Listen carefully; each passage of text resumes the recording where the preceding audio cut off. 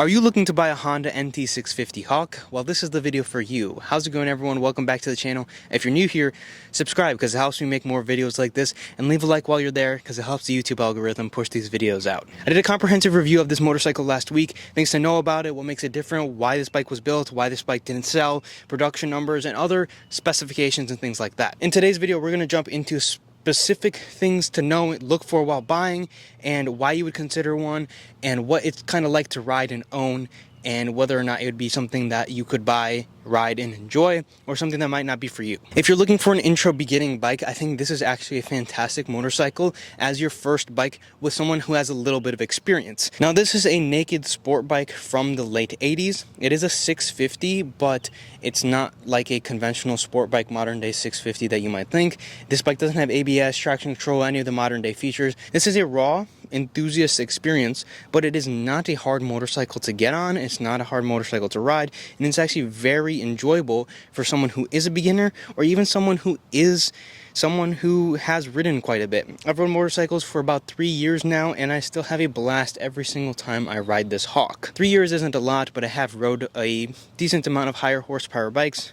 I still do enjoy coming back to this Hawk, even more than some of those higher horsepower bikes sometimes. A couple key things to note is this bike makes about 65 horsepower, aluminum frame, single-sided swing arm, disc brakes front and rear, stopping power is great, and it feels awesome in the corners. It is a super nimble and light bike, and it is also very low to the ground. Because of the aluminum frame and the single-sided swing arm, the balance you get on the bike is absolutely incredible, and also the tank is very skinny, and the bike isn't tall whatsoever. The seating position is very low. I can easily put my feet down. Someone who's shorter could easily get on this bike and have no problems whatsoever.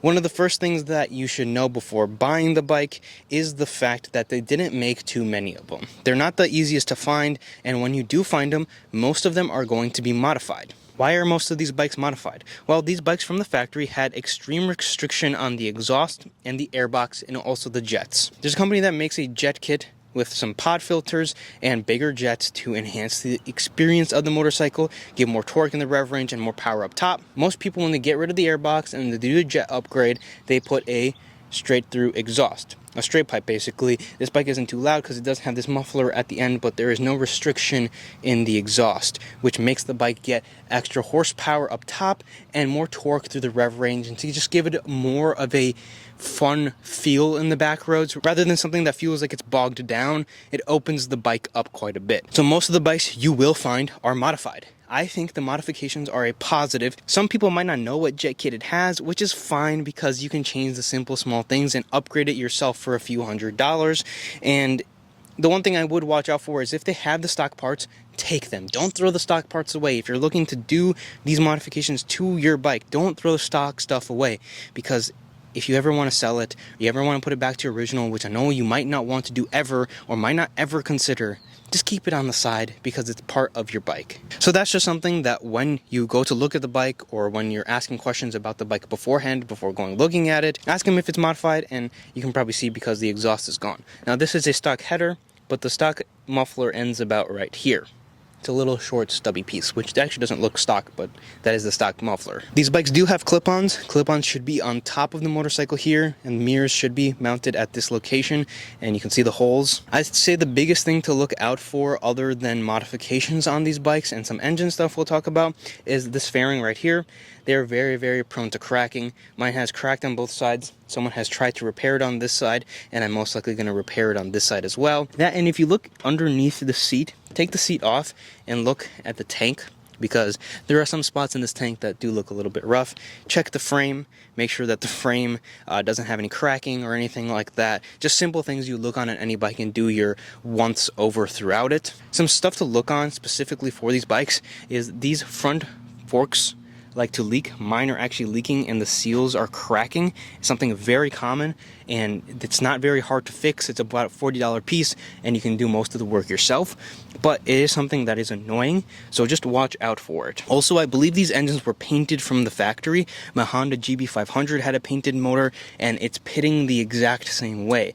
So just, if you see that the motor is looking a little rough, just note that they were like clear coated from the factory. You can redo it, but it's most likely not worth your time if you're looking for a bike to just ride. It's just something you gotta live with. There's no problems with it per se, other than just appearance though. Another thing to note is this bike is water cooled.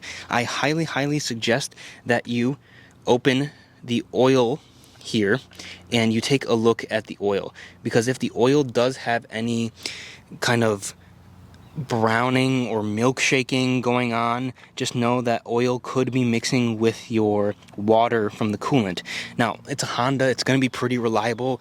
These bikes don't have any major problems, but if these bikes are ridden hard, not properly maintained, and things like that, your oil could be a milkshake and you could have a blown head gasket, or you could have a leak from somewhere.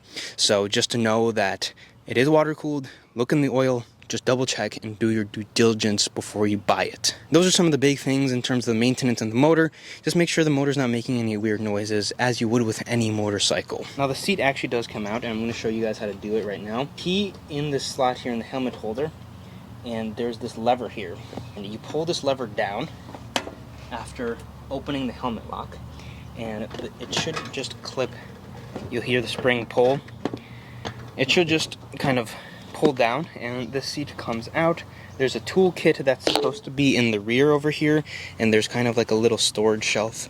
I don't want to set my seat on the ground, but there is like a little storage thing here that is practically pointless, but it does let you get access to underneath the seat, so you can get a better look of the fairing condition, and also just anything that might look a little odd in terms of perhaps battery wiring, cracking in the rear subframe, or anything like that. Now let's put this seat back.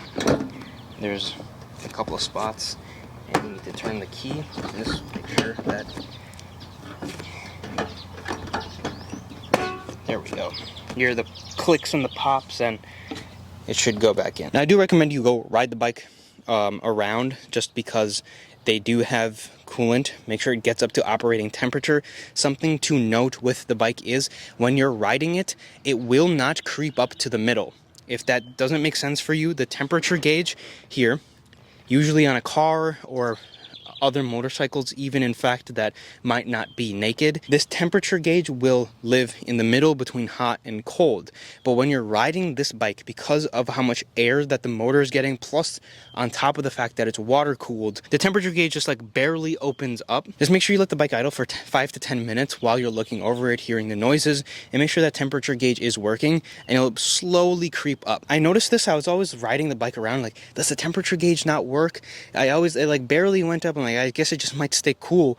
And then one day I was in some traffic at the racetrack, and it was a hot day, and the temperature gauge crept up to the middle. Never went higher than the middle, never should go higher than the middle. You might have a problem if it does, but it crept up, stayed at the middle.